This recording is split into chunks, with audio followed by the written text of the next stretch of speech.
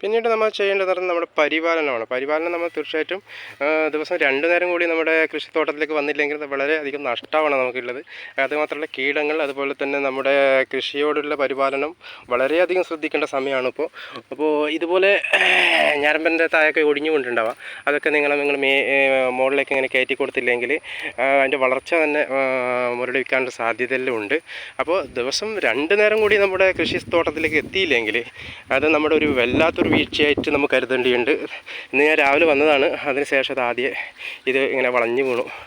നേരെ നിൽക്കണത് അതിലുള്ള നമ്മൊന്ന് പരിപാലിക്കൽ എന്ന് പറഞ്ഞാൽ അവരുടെ സ്നേഹത്തോട് പെരുമാറുക, അവരുടെ സ്നേഹത്തോട് സംസാരിക്കും തന്നെ. അതിനൊരു പ്രത്യേകം ഒരു പോസിറ്റീവ് എനർജി ആണ് നമ്മളിൽ നിന്ന് അതിലേക്ക് പകർന്നു കൊടുക്കുന്നത്. അതുപോലെ തന്നെ അവരെ നിന്ന് നമ്മൾക്കും ഒരു പോസിറ്റീവ് എനർജി നമുക്ക് കിട്ടും. അപ്പോൾ കൃഷിയോടുള്ള താല്പര്യം കൂടും. ഏത് കൃഷി ആയിക്കോട്ടെ, എല്ലാത്തിനോടും ഒരു താല്പര്യം ഉണ്ടെങ്കിൽ തന്നെ ആ കൃഷി വിജയിക്കുകയുള്ളൂ. ഇത് നമ്മുടെ 2ാമത്തെ കൃഷിയാണ്. ആദ്യത്തെ കൃഷി പന്തലിലേക്ക് എത്തി, 2ാമത്തെ കൃഷി പന്തൽ